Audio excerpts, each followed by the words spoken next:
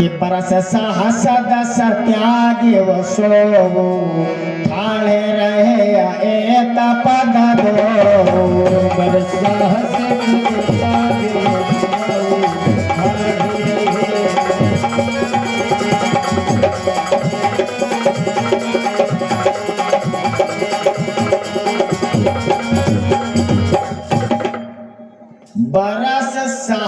10 अर्थात 10,000 वर्षों तक मनु महाराज और शत्रुपा के साथ में उग्र तप कर रहे हैं, एक पैर से खड़े हैं और वायु को भी छोड़ दिया।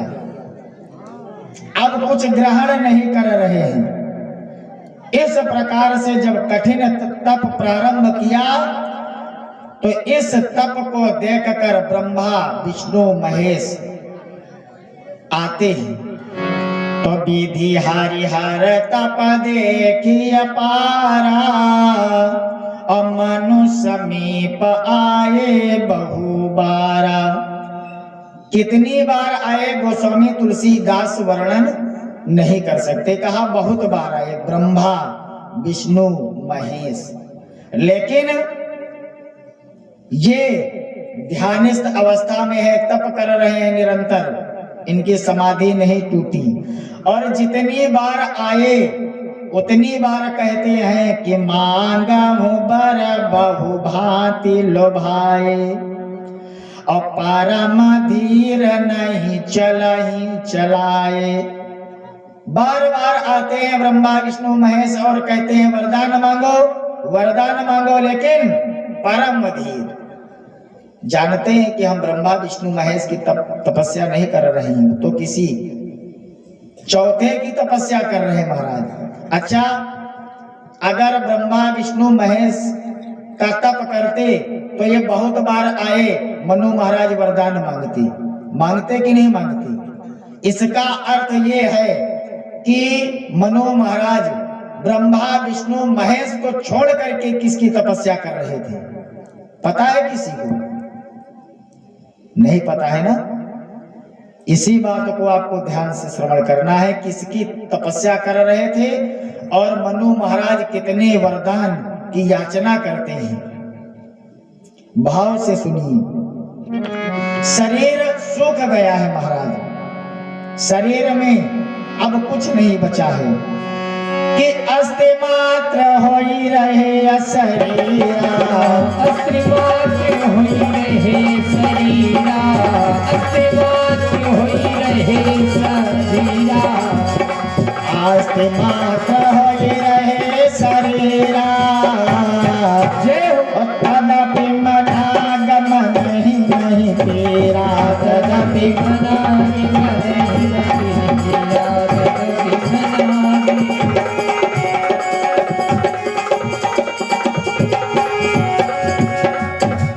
आज मनु महाराज तप कर रहे हैं, हड्डियां दिखने लगी, लेकिन फिर भी उनको किसी प्रकार का कष्ट नहीं है। धीरे धीरे 10,000 वर्ष व्यतीत कर दिए। 6,000 वर्ष पहले, 7,000 बाद में, 7 6 13 और 10,000 ये कुल मिलाकर के 23,000 वर्ष तक तप किया। और जब 23,000 वर्ष तप करते हैं तब भगवान प्रसन्न हुए। मांगो बारू भय न भवानी, परम गंभीरा कृपा में दसानी।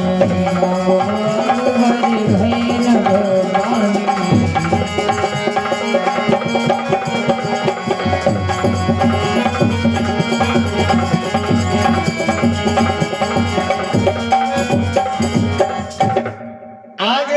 आकाशवाणी हुई महाराज। जब आकाशवाणी हुई तो कहा वरदान मांगो, परम गंभीर कृपामृत सानी।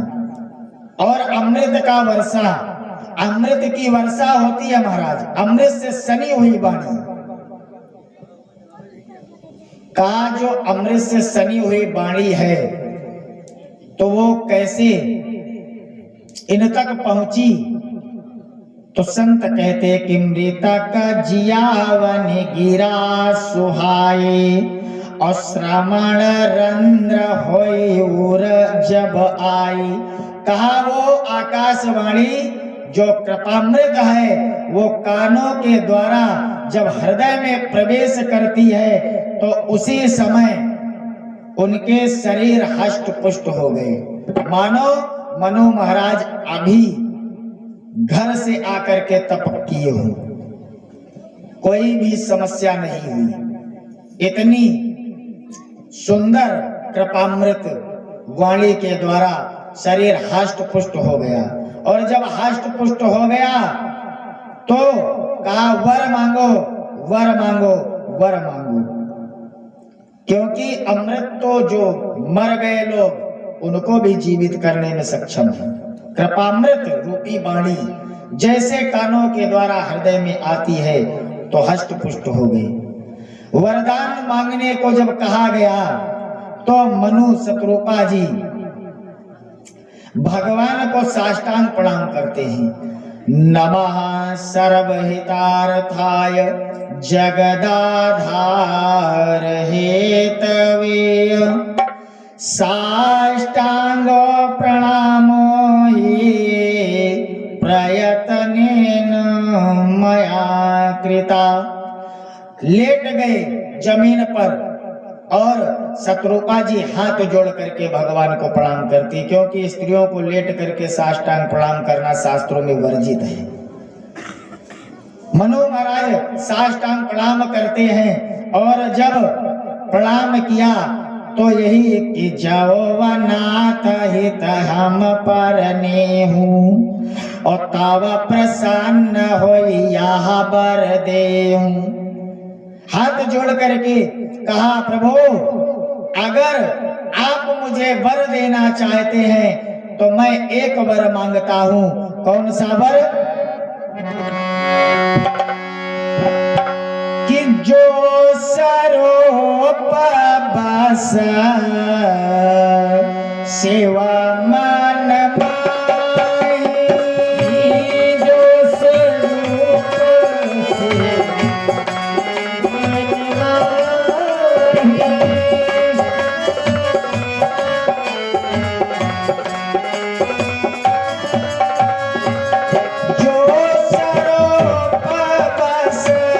सेवा मन माही, जय कारण मुनि जतन कराही, जय कारण मुनि जतन कराही, जय कारण मुनि जतन कराही।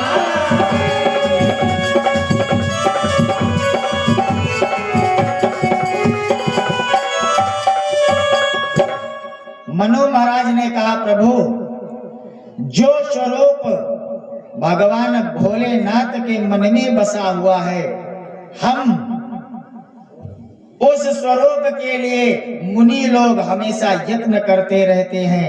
जो कागभूषुंड के मानस सरोवर का हंस है, जो सगुण और निर्गुण दोनों है, हम वह रूप नेत्र भर करके देखना चाहते हैं, यही मेरी अभिलाषा है।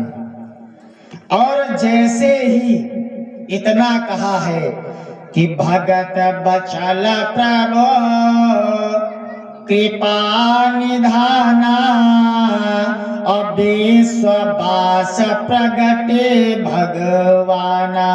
जैसे कहा कि जो स्वरूप भगवान भोलेनाथ के मन में बसा है, कागभूषुंडी के मानस हंस सरोवर का मानस हंस है, उसी स्वरूप को हम साक्षात देखना चाहते हैं। और जैसे ही इतना कहा भगवान प्रकट हो गए। अधिकांश लोग तो यही कहते हैं कि आकाशवाणी के द्वारा वरदान प्राप्त हुआ, लेकिन नहीं। रामचरितमानस आप उठा करके पढ़ लीजिए, हम कहीं विदेश से पढ़ करके नहीं आए जो आपको कथा श्रवण करा रहे हैं। सब कुछ हमारे रामचरितमानस में ही वर्णन है, वहां पर सुंदर स्वरूप का वर्णन दिया गया है। भगवान प्रकट हुए कि भगुट बिलासो जासो जग होई, राम बाम देश सीता सोई।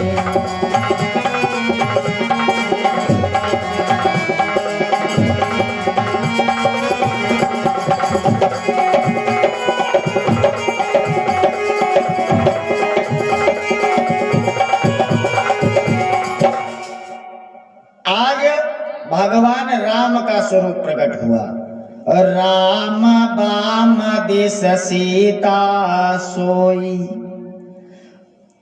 राम जी का सुंदर स्वरूप प्रकट हुआ, और जब प्रकट हुआ तो कहा वरदान मांगो। आज उस स्वरूप को देख रहे हैं मनु महाराज, और जैसे स्वरूप को देखा तो कोई इच्छा ही नहीं रही। कहा वरदान मांगो, कुछ नहीं मांगते हैं। हाथ जोड़ करके कहा कि सो तुम जानहु अंतरयामी, अपूर्वहु मोर मनोरथ स्वामी। कहा प्रभु आप तो सब कुछ जानने वाले हैं, आप मेरे मनोरथ को सिद्ध करें। फिर भी भगवान की लीला है, क्योंकि भगवान के पास में गए हो, वो तो जानते हैं तुमको क्या चाहिए, लेकिन फिर भी मांगना पड़ता है। और जब तक मांगोगे नहीं तब तक आप कुछ पाओगे नहीं। जैसे हम लोग संकल्प करवाते हैं, तो संकल्प में यजमान को संकल्प बोलना पड़ता है,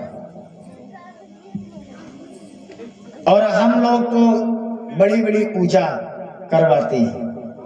कथा भागवत बहुत कम इसलिए कि जब हमको कार्यक्रम मिलते हैं तो हमारे कार्यक्रम पहले से लगे हुए हैं, और जिसका नंबर पहले आ गया तो कार्य उसी का होना है। तो वहां पर हम लोग यजमान से कहते हैं कि मम मनो अभिलाषितम समस्त कामना संसिद्ध्यर्थम, लोके वा सभायाम राजद्वारे वा सर्वत्र यशो विजय लाभादि प्राप्त्यर्थम। बहुत बड़ा संकल्प है महाराज, ये सब यजमान स्वयं कहता है। अब यजमान संकल्प करता कि मेरे मन में यह इच्छा है, तब भगवान उस इच्छा को पूर्ण करते हैं। अगर आप निष्काम संकल्प करेंगे, जब आपकी कोई इच्छा ही नहीं, तो आपको क्या मिलेगा? चाहे जितने बार कथा सुनो, कुछ जब भगवान से मांगोगे नहीं तो आपको कुछ अतिरिक्त नहीं मिलेगा। जितना आपको मिलना चाहिए उतना ही मिलेगा। और अगर भगवान से कुछ याचना करोगे तो जो भाग्य में नहीं है वो भी आपको मिल जाएगा। इसलिए सकाम संकल्प। कहा मांग लो, हम तो जानते हैं कि तुम्हें क्या चाहिए, लेकिन जब आप अपने द्वारा अपने मुख से कहें कि हमें ये चाहिए, तब हम मानेंगे। तो सबसे पहला वरदान मनु महाराज मांगते हैं कि दान शिरोमणि कृपा निधि, और नाथ कहवं शक्ति भाव, और चाहूं तुम्हें समान सुत, और प्रभु सन कवन दुराओ। मनु महाराज राम जी से वरदान मांगते, कहा कि चाहम तुम्हें समान सुत, हम आपके समान पुत्र की याचना करते हैं। जब प्रेम भरे वचनों को सुना तब भगवान प्रसन्न हो गए, विचार करने लगे कि मेरे सदृश और कोई नहीं है। कि आपो सारे सखो जाऊं कहा जाए, न पतावत नया हो बामाया आए।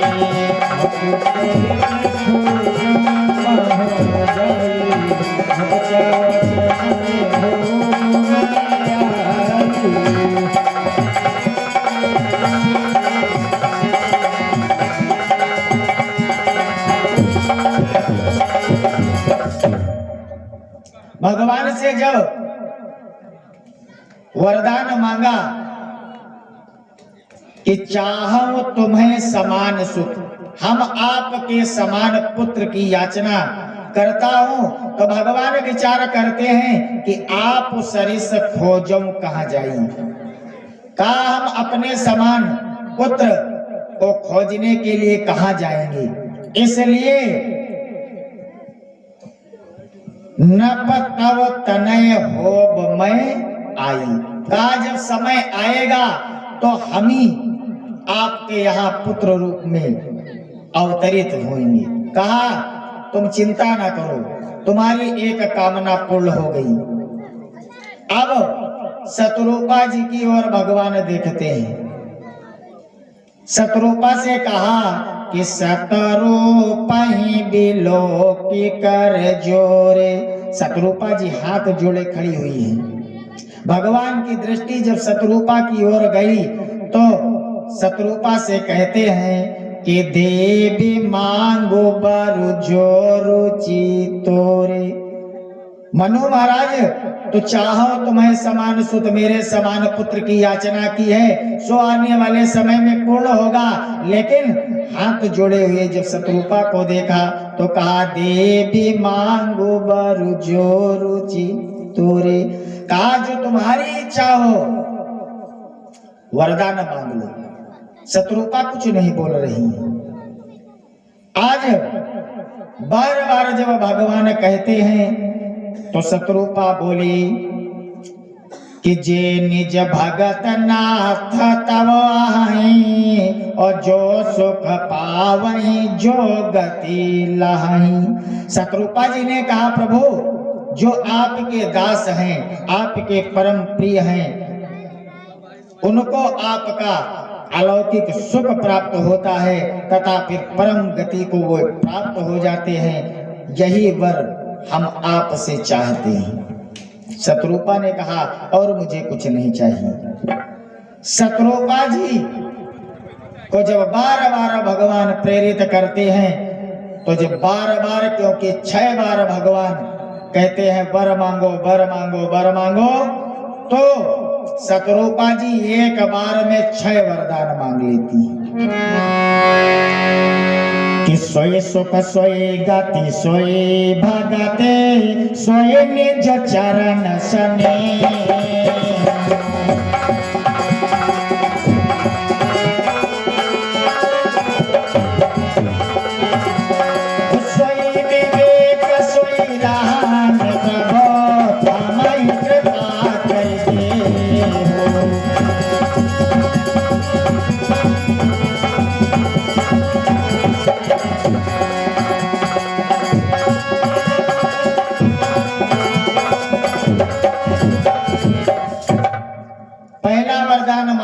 सोई सुख अर्थात वही सुख, सोई गत अर्थात वही गति, सोई भगति वही भक्ति, सोई निज चरण स्नेह अर्थात वैसा ही आपके प्रति प्रेम, और सोई विवेक अर्थात वही विवेक शक्ति, और छठा सोई रहन प्रभु हम ही कृपा कर देओ अर्थात उसी तरह का रहन सहन आप कृपा करके प्रदान करें। भगवान प्रभु श्री रामचंद्र जी कहते हैं कि जो बरुनाथ चतुरन मांगा सोई कृपाल मोहियत प्रिय लागा। कहा कि जो हमारे स्वामी ने वरदान मांगा है प्रभु वो मुझको बहुत ही सुंदर लगा। शत्रुपा जी के खाते में यह वरदान भी पहुंच गया महाराज। 6 वरदान शत्रुपा जी मांगती हैं और 7वां वरदान जो मनु महाराज ने मांगा था वो वरदान भी इन्हीं के खाते में पहुंच गया। अब भगवान बोले कि सुन मृद बोल रुचिरा पर रचना,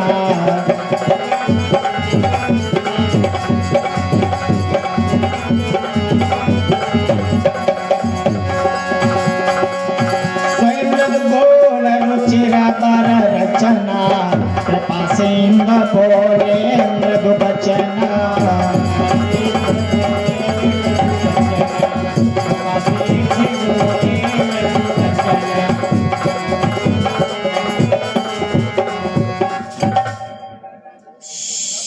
जब शतरूपा जी वरदान मांगती है तो बहुत सुंदर गूढ़ वचन बोल रही है, और इन गूढ़ शब्दों को भगवान जानते हैं केवल। कहा कि जो कछु चित तुम्हारे मन माही, अम्माय सो दीन सब संशय नाही। एवं मस्तु कह दिया। कहा जो आप गूढ़ वचन के द्वारा वरदान को मांगा है वो सभी वरदान आपके पूर्ण होंगे, इसमें तनिक भी संशय नहीं है। और जब ऐसा वरदान दे दिया तो एक वरदान भगवान ने अपनी तरफ से शतरूपा को प्रदान किया। कहा मैया, क्योंकि अब तो मैं ही तुम्हारा पुत्र बनूंगा, इसलिए आज से ही तुम मेरी माँ हो गई। मैं एक वरदान आपको प्रदान करता हूं कि माँ तो विवेक अलौकिक तोरे, माँ तू विवेक लौकिक तोरे,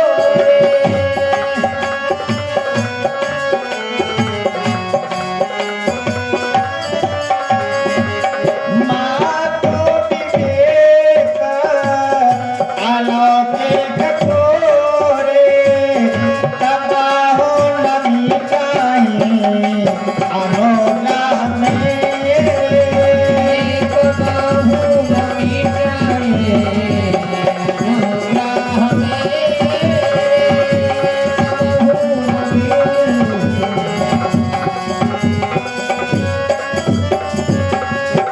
कबहु न मिटहि अनुग्रह मोरे।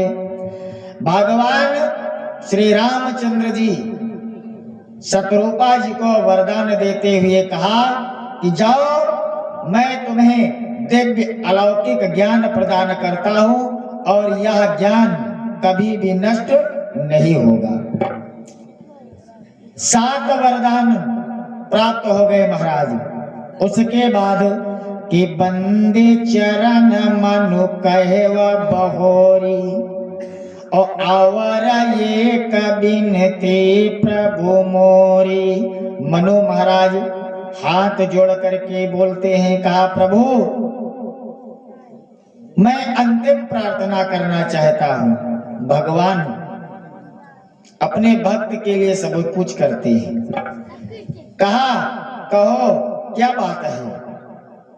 तब मनु महाराज कहते हैं कि सुत बिसाया कताव पदारती हो, मोहि बड़ा मोल कहाय तिन को।